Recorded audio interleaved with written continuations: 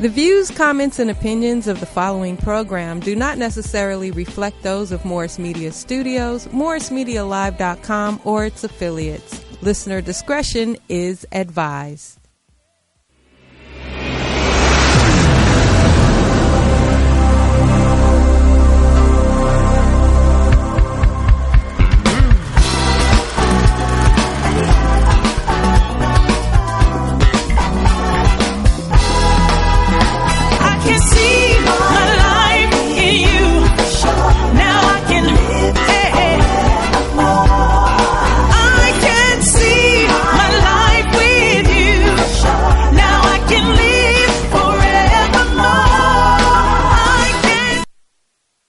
Hi, good evening.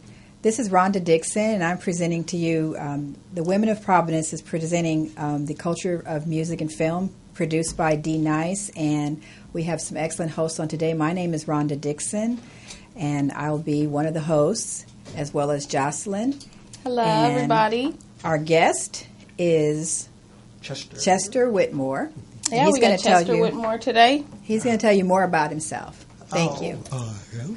Yes. Oh, thank you for being here today. I am glad How to you doing? Be here. Fantastic. Awesome. We're making it doing all this time right quick, but it's great to be here and making things happen. Well, what a lot of people ask me who I do and what do I do. I call myself an ETC. What's that? Et cetera, et cetera, et cetera. So you're a Renaissance man? Well, I am a film director. Film director, historian, Afro-American film director of black music and dance. Great. Nice. From period pieces from the 1800s all the way down to the hip-hop era of today. Nice. Wow. So they call me in to do specialist as consultant for motion pictures sometime. And live theater. I love Broadway shows and everything, musicals. And I had the chance to work out of my training. Came out. I went to in here living in Los Angeles. I came out of the normal schools like Dorsey High School. My mom went to Dorsey. Yeah. Oh, nice. Dorsey So you're guys. Los Angeles native, huh? Yeah. Okay. Yes, I am. so yeah, and I went to Poche, Dorsey, and of course LA City College, and that's where I teach right now. I'm a professor there. Really? Yeah, I okay. teach the art of tap dancing there. Nice. They have a really good program, an excellent program for entertainment and the arts. Yes. Yeah, those kids are very fortunate. How long have you been teaching there now? I've been over there 15 years right now. Wow. And it's funny because I graduated from there too. Really? Nice. And one of the instructors there named Mr. Haywood Nishioka. He was a martial artist, judo, and he worked with Bruce Lee and stuff. And I was in his class in 75, 76, 77. Around that time, and then he remembered, he said, "You dance, don't you?" I said, "Yeah." So he went to the dance department and said, "You guys need to come down to Dorsey Chandler. They're having this big old event, And they came and saw me, and he told the class, "I know that guy on stage. You don't know him. You don't know him. You don't know him." He said, "Go up there and him." So he went backstage, and I said, "Hey, what? How you doing?" He said, "You do know him, yeah." He said, "Well, it'd be great if you come to the class, the dance department, and talk." That's nice. And I said, sure, I'll go there and talk. And I came there and explained about the art of choreography and of different forms of dancing, the historical dancing. And then he came up and talked to the dean and said it would be good if we had somebody of that status. And he graduated from here, come back. And so 2 for 1. And that's how it got me in. Wow. Yeah. But it was kind of a struggle. It was kind of hard because the art form that I teach, of music and dance, it's completely different. It's not like you learn in the books and stuff. I was fortunate to work with a lot of artists, in the world of dance. Okay, my training comes from. So you got a lot more hands-on training, kind of experience being in the field. People from the Cotton Club. Oh, okay. The Cotton Club, and people from Los Angeles. It would be the Central Avenue. Yes. Yeah, that was big. Yes, you know what that'd be. Well, my grandmother, we grew up here, and my grandmother came here, and my my grandfather, he used to manage Little Willie John. Oh my gosh! Yes. Wow. Yes, and he actually was married to Zola from the Platters. Oh, so he was very much in the entertainment business, and so that was a big deal here. Zola, people don't know about Central Avenue. Yes, that's what I've been working on. I've been doing work on. That's it, Zola. What? Ooh, that girl, something else. You're talking about doo-wops and with the rhythm and blues mixed together. Come on, no, that was hot. Because Central Avenue, I read. I mean, I wasn't around during that time, but I read before that that was like the defining line for like kind of like the black side of town and the white side of town, and that was a big thoroughfare. Well, anything in the music and stuff wise, if it was New York, it would be Harlem. Yeah. If it was Chicago, Bronzeville, Los Angeles, Central. Nice. And also San Francisco, the Fillmore District. That's right. Okay. Fillmore District, that was it. So did it just have like theaters or what kind of things were down there on Central Avenue? We dominated music. Really? Yes. Dance. So like a lot of clubs and stuff like that? Everybody came there. Billie Holiday. I mean, this was back in the heyday of black music. And then that neighborhood is blighted now, but it was an upscale neighborhood at that time because that's where all the people that were prominent in the African-American community, that's where they lived. Definitely. And you wouldn't believe it. Had our own police force. Wow, really? So you think about it because I tell a lot of my students like Hollywood musicals came out, and they wouldn't exist. MGM and all that stuff wouldn't have never existed if it wasn't for Central, because the fact was it's 8 miles long from downtown First Street all over to Slauson, 2 miles wide. Now imagine, you got a picture. Imagine you walking down the street in the middle of the night, and all you hear is music for 8 miles long. Every club, you see, and a lot of people thought, well, that's where they lived at. Now, when you heard the term of saying, well, I'm going slumming, I'm going dark, where the darkies at. That's where they were referring to. And Hollywood, when they ended around 11 o'clock.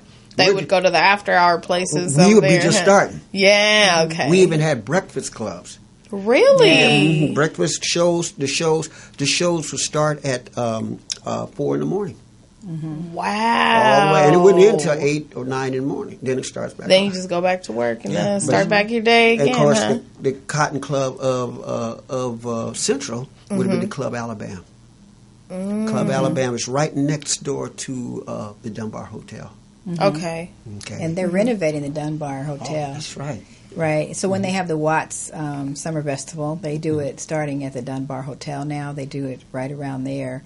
And they've renovated. They also have a restaurant in the Dunbar Hotel. Oh, wow. Because it was blighted for a long time. And I remember when I was a little girl, Central Avenue, because of the Watts riots, which were not in Watts, really. They decided to...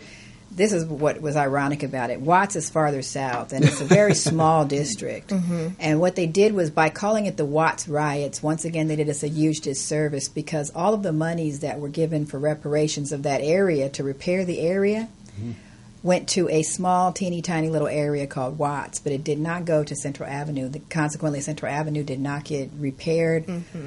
Even up until the time of the Rodney King riots in 1992, it still remained blighted. Which just kept it going further. Right. Huh? Everything that burned down in 1965 stayed that way.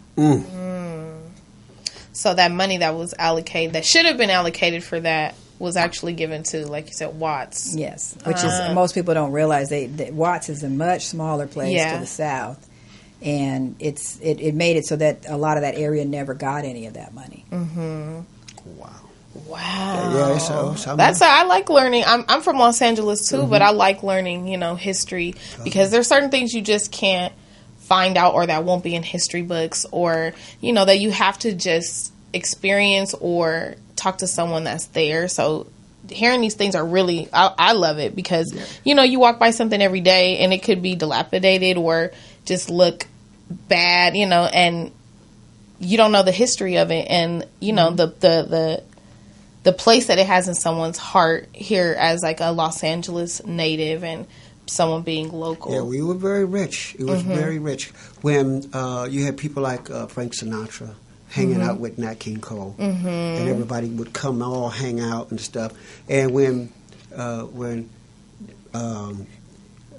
blacks were thinking, I got to make it in Hollywood. I got to make it in Hollywood. I said, you up there thinking about how to get into Hollywood. Hollywood was thinking about how they can get into they can get a piece, huh? And get into Central. Because all the jokes, all the gags, all the music came from out there. Yeah. You know, and then when it, you know, and of course, you know, when you had certain techniques that certain people would use, because when artists would come down and watch another artist sit there and steal their gags, and they go back because they had they could go into a movie and do it, and people would see the distribution of the movie, thinking that artist invented that joke or that song, and they say, no, that came from Central. What's the name? Yeah, the club. That was at the breakfast show. There was a song called, you know, had plenty money, 1932. You know, go out there, give me some money too. You know, go out there. And everybody said, well, that's Peggy Lee. I said, yeah, no, Peggy Lee made it famous, but she didn't write it. Right, but Peggy Lee was a white artist. Right? Correct. Yeah, Right. So that happened a lot. And we know so how that the artist goes. that made it, that did it 10 years, that Peggy took it from, was Lil Green. Right. Black. It's just like with Betty Boop. That's correct. Yes. There was a black artist that was she was light skinned. She had her hair short and curly like that, and she used to say "boop boop be doo." They said, "Ooh, we got an idea." Right. Electric Brothers and took it and ran with it. So what would you say after that area burned down? Where would you say that, you know, that culture or those people, where did they spread outward to after that point? Well, they migrated. If you're in the entertainment business, they migrated, and you had to go into different fashions of the music. Okay, like on Central would have been Buddy Collette. They all your main hub for jazz out there was Jefferson High School. My father went to Jefferson. What? He graduated Really? from there, yes. Yep. So Buddy was one of the tenor and alto player. Herb Jeffries was there. What's my boy, the blues singer? Oh God, it's going to come to my head. But all these guys came out, and so they migrated into the recording business, and it spread it out. Okay, but the spirit of Central was there. Now they're spreading into people are trying to get more what was happening of it. So you have to find your niche. You went into recording sections of music, like soundtracks for motion pictures and Gotcha. stuff. Kind of a little bit more behind the scenes as far as the entertainment side of it. Your sidemen were like Miles Davis, that used to play Miles, and Dizzy used to play with Cab Calloway's orchestra. They bled out and made their own phase of music and writing. You had George Benson. Yeah. He played with Count Basie. He took Freddie Green's place. Different people. And Quincy Jones was a trumpet player in the Basie band, and which left became a great composer. He did Ironside and all those great television shows. And so you had the era of in the late 50s after you say bebop and stuff like that. It would have been cool jazz. So now you got the cool jazz, and now your TV series start. So your musicians and people would. I can bleed over to television. So now the music started to change. Now all these TV shows, like they had great themes, like with the Mod Squad. Yeah, you know what I mean? Beretta. All these great composers and stuff. People started running and going into that. So do you think that kind of pushed blacks artists and like musicians into more technical parts of music and entertainment? I think they learn how to. We are the type of people that adapt. Yeah, we adapt. No matter what has been thrown at you, we adapt. We just boom, boom, boom, boom, boom, boom. We can change. It's like the cockroach when the atomic bomb blows up. That's the only thing for us to survive. Be here. We'll still be here. We're gonna still be here.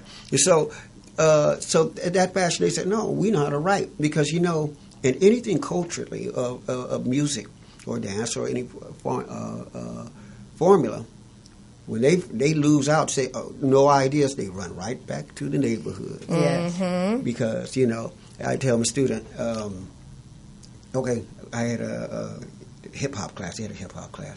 I'm going to have a hip hop. I used to look at him and say, I never had taken a hip hop class. We used to go out on the street and just spin on our head. That was just it's just the like lifestyle. Freestyle. Yeah. Like us tap dancing. Well, Gil Scott Heron. I was looking at something the other day. Oh, my God. He was probably one of the first, and then the Watts Prophets.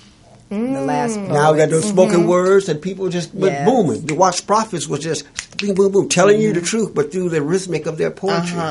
Making it artistic. Oh, they slam it. So now that you got a new thing. Now, it's nothing, an art form is never accepted until it becomes commercialized. Of course. You know, and that's what happens. So they figure out, I think I can do this. Now we can take classes, and now people start coming to class. Right. Well, now we can make it a hip-hop class, and people can sign up and pay me $40 every class. Yeah. And they're like, okay, let's hip-hop together. That's the same thing. When we said tap dancing, the word tap dancing didn't come until mid-20s, 1920s. It was never called tap. It was called buck dancing. Buck dancing. Buck dancing. Much less refined. So that was something that was done during slavery, too. Then, correct. Right? Yes, well, on the plantation, on the dust, on big planks. It means flat-footed dancing. And then it raised up when it got to vaudeville. Now, your most prominent dancer of that era that was famous in black and white was Bill Bojangles Robinson, of course. Yeah.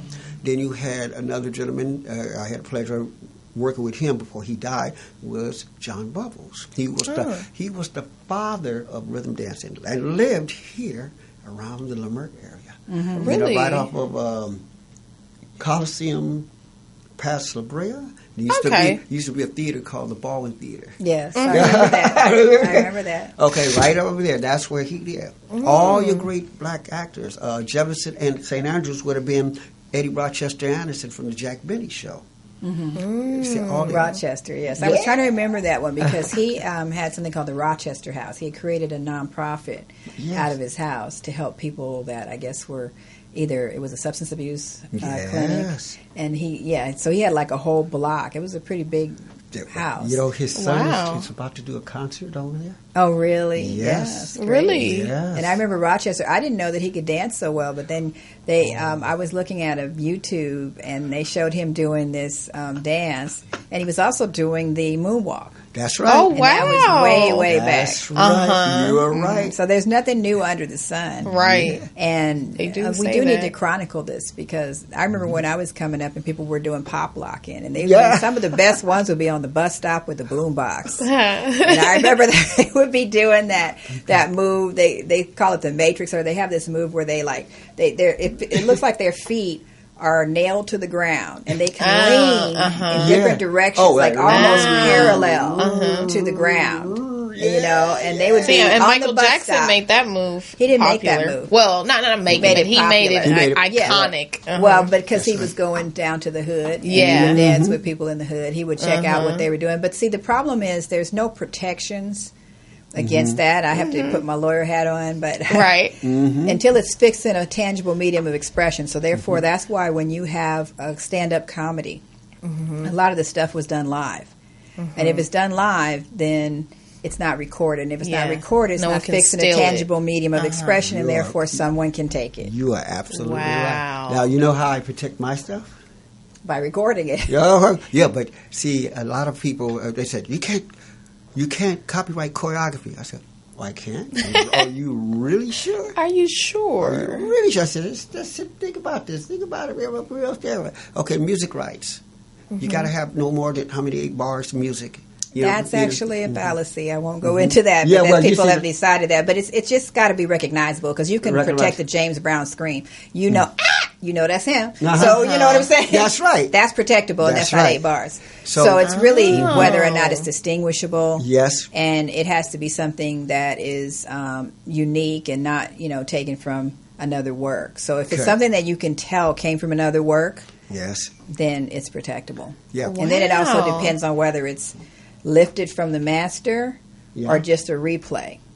Because you have 2 licenses that you're violating if it's lifted from the master. Yes, if it's coming from there. Yeah, because that's like from the original as opposed to what. Well, there's 2 different copyrights, and the reason they did that, it just never makes any sense, but up until 1972, they didn't have protection for live recordings or live, not live recordings, but just live. If you did a stand-up comedy, a lot of vaudeville was done live, and it wasn't recorded. So there was no protection for it. And they literally, back in the 60s, up until the early 70s, had record companies that had pirates. They had a Skull and Crossbones. They called pirate records, and they had pirate radio stations that would literally just, there was a loophole. And they would just steal people's material. They'd wait and for you to put a record out, and they'd just redo it and put it out there, and there was nothing to stop them from doing that. Well, that's how they used to get away with stealing blacks' music back in the day, wasn't it? Yes, that's what they did. But the copyright, the publishing still was intact, but the problem was they could re-sing the record or redo it, and you really couldn't do anything about it. That's why they created the master use license in 1972, a mechanical license, they call it. Wow, I had no idea of that. Yes, they had these pirate. I don't know if people are old enough to know they had these. I have records. them. I got some of them. I got them. Right. Oh, you have some in your collection. You'll be amazed at this, my warehouse. You'll go like this. I would love to see it. I have some stuff. You'll go, where is this from? Because I worked in the industry for a long time, and it was so funny. And when sampling came out in the 80s, and it was really funny because they would say, I'd say, okay, we're ready to go with this record, but all we need to do is clear the samples. And they said, what samples? They don't even know. You have 3 samples that I can hear in there. And they're like, yeah, well, if you can hear them, then we'll clear them. I said, okay. More bounce to the ounce, a little bit of shake your pants, a little bit of Atomic Dog. And they said, how did you know? I said, because I was dancing till 6 a.m. The club did not close at 2. That's what I'm talking about. If I can recognize it, I know the owner can recognize it. So how does that work with figuring out if a song has been sampled or not? Is it just literally your ear hearing something you've heard before? It's partially that, because sometimes they'll back it up. They call it chopped and screwed, slow it down. They'll try to mix it up. But if they've lifted it from the master, then they're dead in the water, because there's a program that they have at MIT, and then you could take it to the schools, or you don't even have to pay for it, and they'll listen to it, and they can tell. It cross-references it, right? Well, now there's things like Shazam and things like that. So that same technology that used to cost a lot of money, because we had a sample, we had a lawsuit back in, when was that? In the early 90s. It was in the 90s. And they had this huge computer or whatever at MIT that they had to take it to. But nowadays, you could just Shazam it. It'll pick it up. It'll pick it up, and they tell you the recording, when it was recorded, right there. Yes, it will. Wow. So if you have, for instance, there's some songs that I can hear the samples in them, and sometimes they weren't cleared. But if nobody knows, then what can you do? Because sometimes it's just it can be there can be some, but I'm not, as long as you clear the samples, I'm not against sampling, because a lot of old artists have been rediscovered and have gotten a lot of money via sampling. Number one, and number two, they took music out of the schools, and I remember when I was little, just lugging my violin, and my cousin had a cello after school, trying to drag those things around. But they took that out of school. Yeah. And they took almost every extracurricular activity, anything out of school. School is just like a punishment now. I mean, there's not too much difference between school and prison. It is a prison. Because I remember that's another topic. Right, that's a whole nother thing. It's just about the same for the most part. You have just about as much learning going on. I feel like they're conditioning you to go from one to the other. Well, that's an issue that we're going to get into regarding not in this, but at some point. That's part of reparations, because taking all that out of the school just took so much out of our experience and the abilities that people had and could develop to make money later on. Those were things that, like you said, I mean, there were some amazing high school bands. Remember back in the day? We had everybody there. Yeah, and the drum lines and things like that. You can't have drum lines if you're not learning in high school and junior high. That's true. I was in a drum. I mean, I graduated from high school in 2005, and I know I went to Fairfax, so I was in the LA City district, and a lot of schools didn't have music programs. We had an excellent basketball program. We had excellent funding for a lot of different things, but music just wasn't one of them. I think after I graduated, it was maybe 5 or 6 years that they got some kind of little rinky-dink band funding, and I think that was done privately, after school type of thing, but I think that's a big thing, is kids not having that opportunity to express themselves or learn things or be exposed to different music and things like that. So for me, I was kind of half and half, because I would say in middle school and elementary they did have it, and then as I got older it started getting pulled away more and more and more and more. And now I don't, like you said, you barely see any extracurricular activities for schools. Yeah, I was surprised when my son was coming up, the lack of extracurricular. But like the school we went to, they had put those things in there because that's part of what's necessary for kids to develop and grow. You really do need to learn culture. You need to learn music. You need to have those things, because like my father, he knew Latin. They taught Latin when he was in school. He knew the periodic table of all the different chemistry, all the different elements and what they were. He knew all that stuff, and he learned that in high school, not in college. I mean, he had the equivalency of a college degree by the time he got out of high school. Yes. Wow. So out here we had Grant's Music Center, and that was over there on Pico and La Brea. Right, Okay. William Grant Stills. Where is that at? I live right in that area. William Grant's there, and Mr. Grant on where the police station is on Pico. On Pico. That whole area was a music center. Oh, I didn't know that. Really? Because I know that I've been to the William Grant Still Center, which is where an old firehouse That's was. correct. Okay. And that's more art. But they do in the back, they have a little area where Little you can stage and perform. stuff. Yes. Well, over there, that we would have like the Commodores. When was this? We would have Stevie Wonder. We would have the Jazz Crusaders, and all of them. After they got through recording, they would come and teach the high school people That's how great. to do it. Wow. That's great. Remember K-Ace? Oh, You yes. remember K-Ace? Yeah. Where the post office is now, but there was a radio station That's right. there. Case was there. You're saying right up the street from Pico and La Brea? Yes. Okay. On Washington, where the post office is? Yes. Okay. There was a nightclub there, too. That's why I mentioned it, because a lot of times there would be nightclubs and radio stations. I mean, there was just so much going on here, and so much of that has been lost, I believe. God, we lost a lot. Yeah, so when did that music center close down, or when? I was there in 72, 73, 74, and it closed around right after 82. Okay. Mm-hmm. So one thing, when we had our music, it was classical music. You learn cello and violin. And now I was struck because I write for this magazine, Smooth Jazz Travel Magazine, and I went to see this. I'm forgetting his name. You might know his name.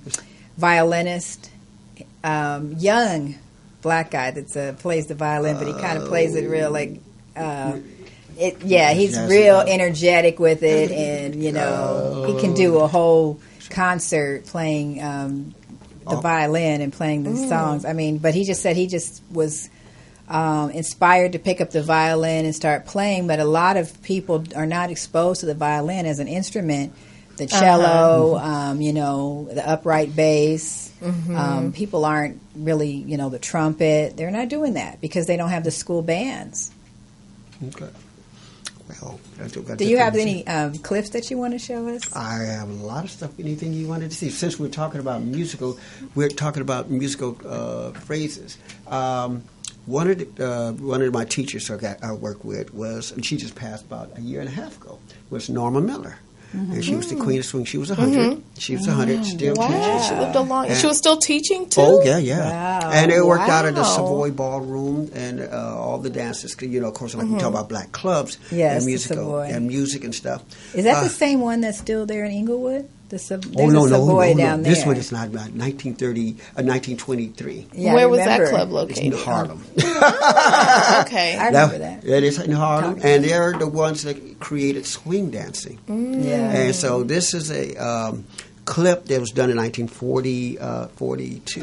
One of the fastest. They danced 310 beats a minute. Wow. Oh my gosh. You see wide. Everybody talk about Jitterbug and Lindy Hop, and it's called. It was called Hells A Poppin'. Hells A Poppin'? Hells A Poppin'. Okay. Hells A Poppin', huh? Yeah. And come on, you'll see some musician.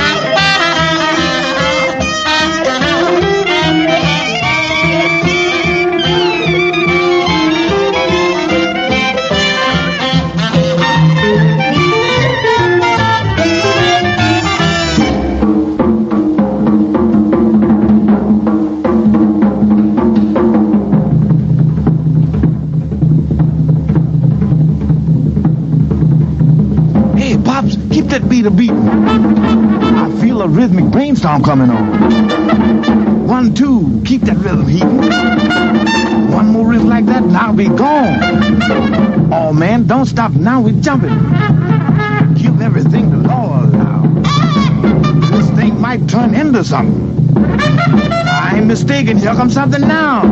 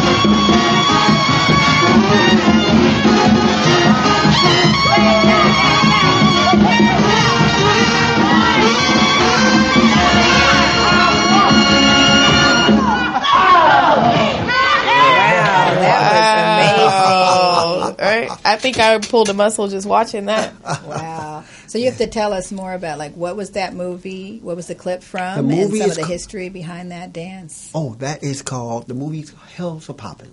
Wow. And that was made by two comedians. There used to be a live show called Hell's a Poppin'. And they were just as good as like Abbott and Costello, those famous comedians. Right. Mm-hmm. Were they black? They were white. They went into the black neighborhood because they were looking for a certain type of music. Yes. They had gags and stuff, and they saw that the group right there was called Whitey's International Lindy Hoppers. Now, Whitey was a prize fighter, but he was into jazz music at the Savoy Ballroom. And he saw all these great kids, 12 kids, that were doing all these great dances. Now, this is the beginning of swing dancing. This is how swing dancing was evolved. Wow. And he gathered them all together and said, you guys are doing it, but it's great only in the clubs. The world won't get a chance to see it. Yes. So he got Frankie Manning, the guy, Farmer John. He is the ambassador of swing. He's the one that created the air steps. Norma Miller, the one that saw that does the guitars. All of those were the creators of swing. And all the white kids came in, I want to learn this. And that's how they learned it, but they changed the name and called it Jitterbug. Which sounds possibly I don't want to say the word racist, but it sounds like right. Yeah, What's the origin of that? It's questionable. It's crazy because when you go to the Savoy was the size of a city block. Wow. And Really? and it was the first integrated ballroom. Whites were coming down there to learn. Yes. And they had 2 bandstands. The house band by Chick Webb's orchestra, and then whoever's guest was. It could be Duke Ellington here, and he'll play 45 minutes. Then Duke Ellington play, and he'll play another 45, and he'll play another one. But at the last one, both bands will play. That kept up dancers on the dance floor, so it's so packed. They look like bugs jumping up and down. And so they said they're gentlemen out there. They really like certain languages, like we call the hip hop language. You say, if I say Tak Annie, she was a patron of the art. I said, oh, she really nailed that step. Or would we say, oh, she really tacked that step. So it ain't going nowhere. She really got it going. I lost my wig when I saw you. I lost my mind. Yeah. You know what I mean? Flipped my wig. Yeah, so these are all jazz interpretations and stuff, and these people that brought out of the Savoy, and it's now, even today, we have camps all over Los Angeles, Europe, London, Greece. I even have an African group and a Brazilian group. Really? That do swing dance? I have the world's largest group in Sweden. We dance 18 hours a day, 30 days straight. Wow. But they have competitions. Wow. My uncle used to do that. Yes. Professional dance competitions. That's right. And Really? And that was called the Harvest Moon Ball. Yeah. And then you said it's 18 hours a day for 30 days straight? You dance, and after you dance that 18 hours, you party. Then now we have 5, 6 big bands playing in different places. Wow. How do people last that long? Well, they do. They do. Yeah. Different thing. Okay. All right, so we you have have some another more? clip that you brought for us too, right? Well, if you would like to see the one I did at the Apollo Theater. That'd be nice. Okay. Yeah. Well, right Tell now. us about it a little bit. The Apollo Theater was, the gentleman you saw, Frankie Manning. Yes. He passed away about... Which one was Frankie Manning? The very last one that got kicked in the behind. Okay. I know you remember that stuff. The coveralls. And so all of us danced. He started dancing, came out after retirement. So he started teaching. He came to California. I was learning from Jimmy Fields out here. I was learning from him and all his friends, like the Nicholas brothers. I was working with them, and we pulled all of these people together. And so I started teaching. So I started teaching, and all his friends. So I gathered all the people that he'd been teaching the last 30 years of his last life, and Norman, everybody, and gathered all the best swing dancers went to Harlem, and we went to New York for his memorial. Oh, wow. And they asked me to direct the show, so I brought my orchestra there. Wow. You see my 18-piece band there. And I was hosting it, but the young lady that you see named Don Hampton, said, I need you to do something because you're bringing on everybody else in the show. So that's a segment you'll see. Okay. can't wait. Let's see it here. Thank you.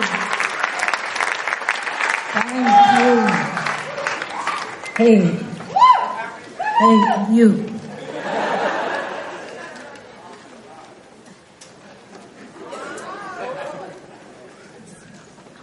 I understand you can do ballet.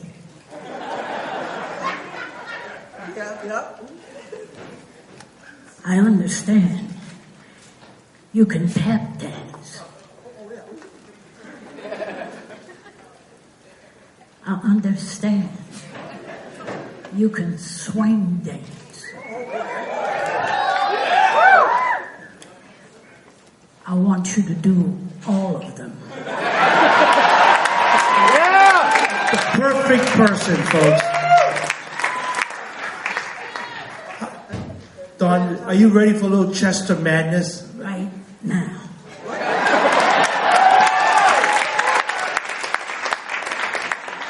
All right, cats, Chester madness. Here we go. 1, 2, 3, go.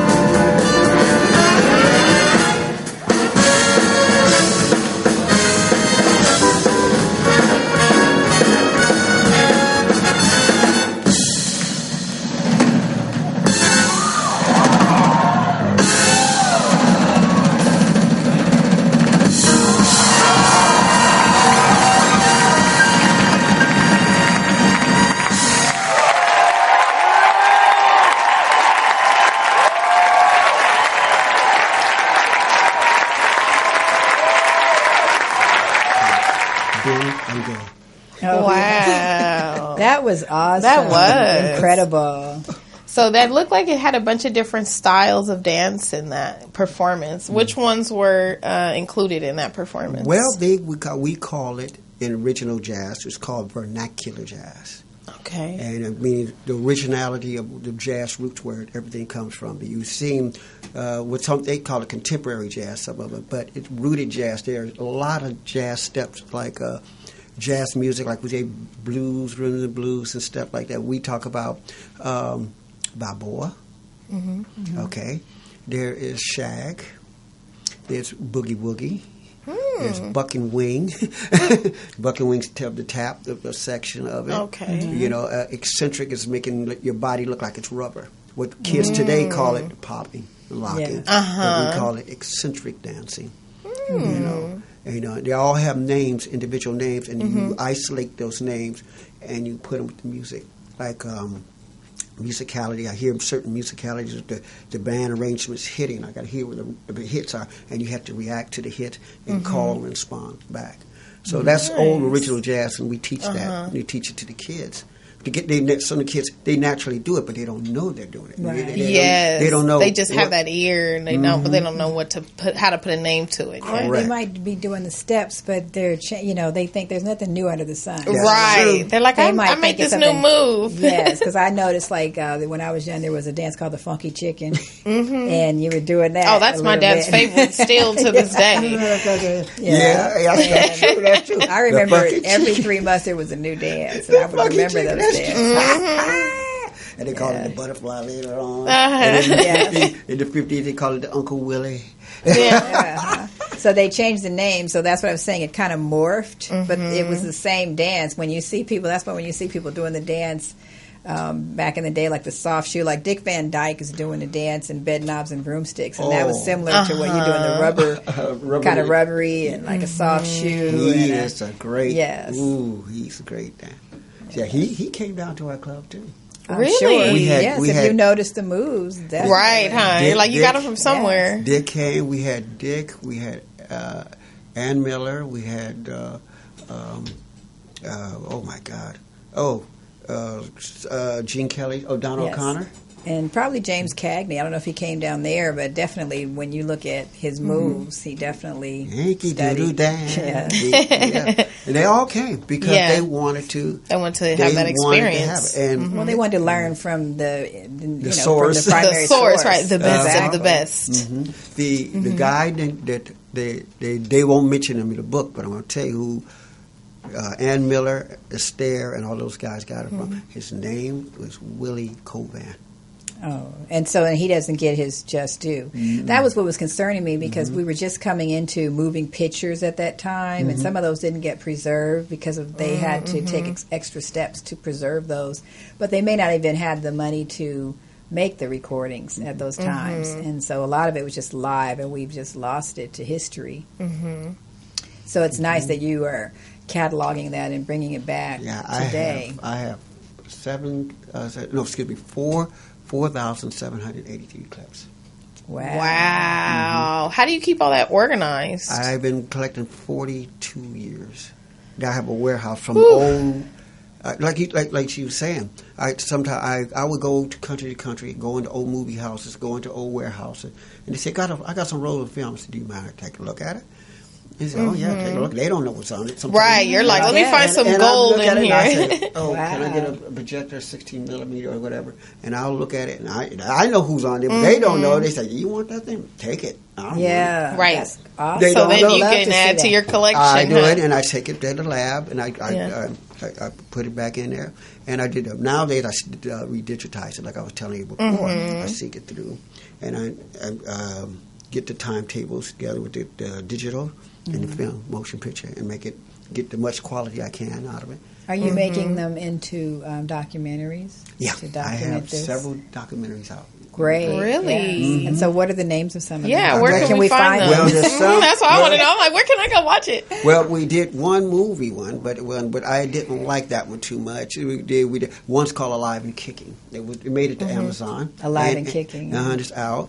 And because there's some people that wants to say, well, we did this and did. I said, yeah, but you didn't do this unless we did this. Right. And You're like, we created this. You're like, well, about 20 years before that, we were already doing it. So good luck. Live and Kicking. We have Live and Kicking.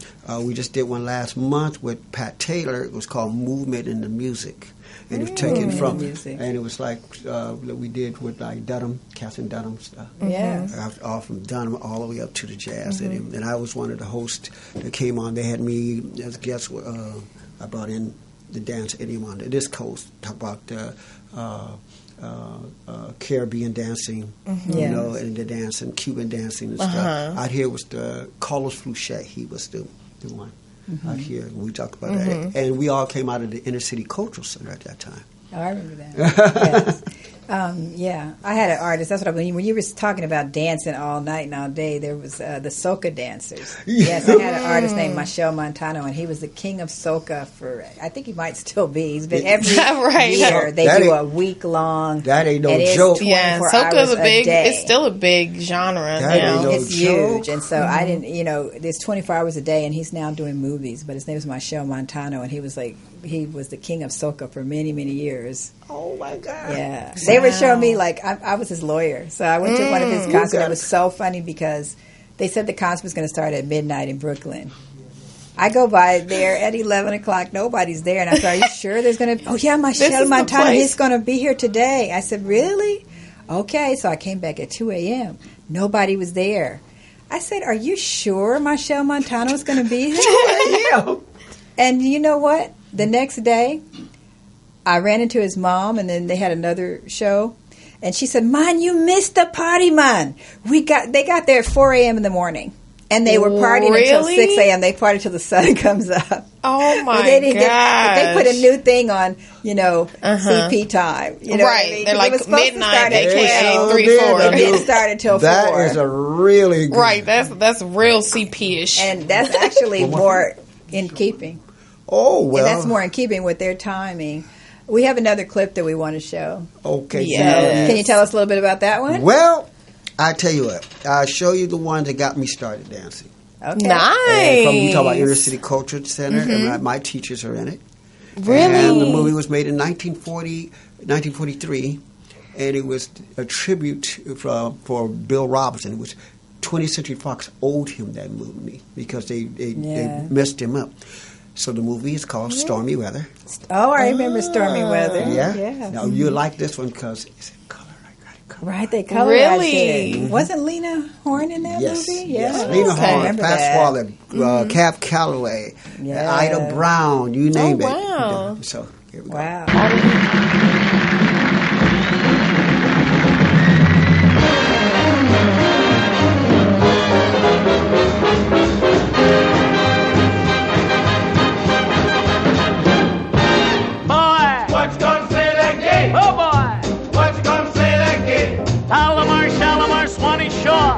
Let me dig this jive once more, boy. Right on down to the gate. Oh, boy. Got a big fine little gate. Now can't you hear those hep-cats call? Come on, boys, let's have a ball. The jim jam jump it, the jumping jive makes you dig your jive on the mellow side. Hep, hep. Hip, hip. The jim jam jump is a solid jive. Makes you 9 foot tall when you're 4'5". Hip, hip. Hip, hip. Don't you be that inkaroo, get hip, come on, and then you follow through. You get your study full, you make up the jaunty jump like the gators do. Jim jam jump is a jumping jive, makes you like your eggs on the Jersey side. Hip hip, hip hip. The jim jam jumping jive makes you hep hep on the Mahala side. Boodly boodly boodly biddly bumpity goodly giddly bang bang bang bang da da. Now I've told you about the jumping jive. Jim jam jump the jumping jive. You got to dig this mellow jive. Yes, yes, you're digging on the mellow side. A boodly boodly boodly boy. A boodly boodly boy. A biddly biddly gay. Boodly giddly bumpity gaga. A boodly giddly time boy. Coin to gaga and the bomb bomb was eating at the pot.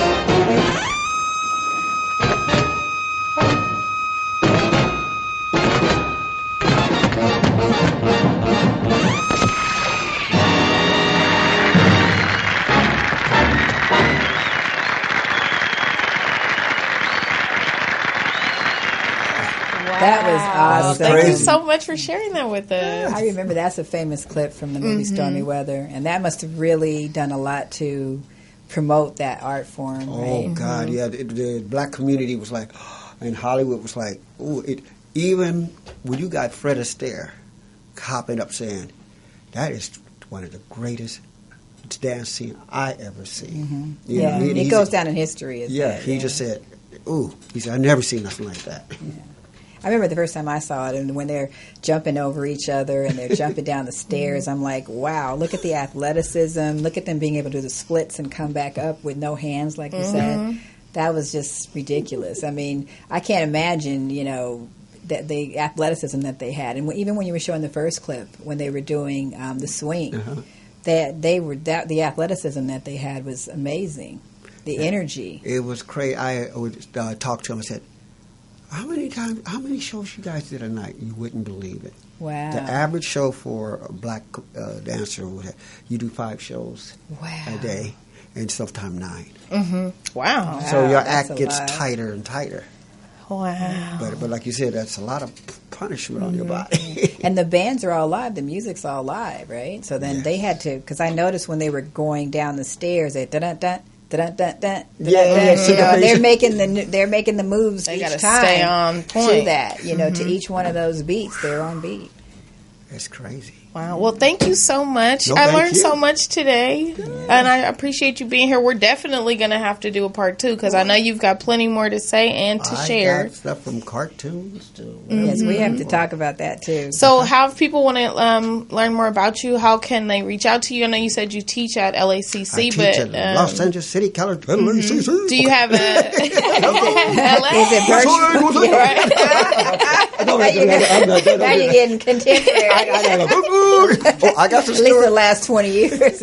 I could tell you the story about breaking, too. I could tell you the whole story about Really? breaking, how that started. Okay, well, we'll hold that for next time, so I then got a we'll lot know. of And stuff. if you have any clips, too, you can bring those, too. I got tons of madness.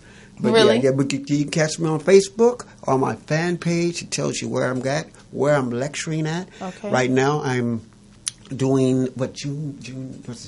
Juneteenth. Well, there's Yes. music. I'm doing 18 shows, jazz shows right now. I'm taping with Barbara Morrison. Yes. We have all the latest big band. And then I'll be working on several right now. What I'm working on in industry now, raising money up for, you like this, the story of Central Avenue. Yes, that's what I was thinking. You need to tell that story I because have it needs the to book get from told. Ida Barbara Cox. I have the books, the notation. I have the actual sheet music. Yeah, I would love to learn more And I'm about doing that. the story of the Savoy Ballroom. Anything that's black historical, I have got that stuff in my storage. But The archive. Wow. And letters. That needs to be displayed, too. You know, it would be great to do something with the California African American Museum. Yes, I Now, love that place. Last year they discovered me because they were doing a Central Avenue thing. And I said, "Oh, who you have speaking?" And I was just in the audience. And the guy said, "Was done in parts." What do you know? And I started naming the thing. I said, "No, that picture was made in 1970, and that's so and so's courts girl because I know who's still alive right now, and I can tell you who." And that's how they picked me up. They said, "You come in," and I came in and I brought some clips. And they said, "You got Central Avenue?" I said, "That's inside the Dunbar." I said, "You want to see the red car?" You got I the said, stuff "You they wanna-" haven't even seen before, I huh? said, "You want to see the red car?" I showed them the red car. Yes, They're my like, father used to who tell me sent about you? that. Who are you? You're like, not me. Okay, well.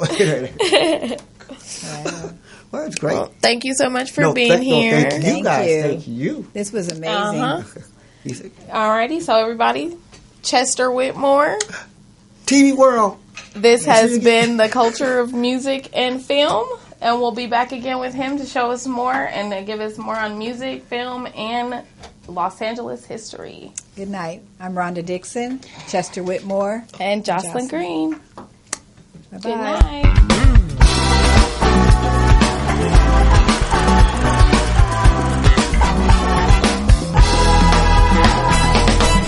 Heaven must have known that this day would surely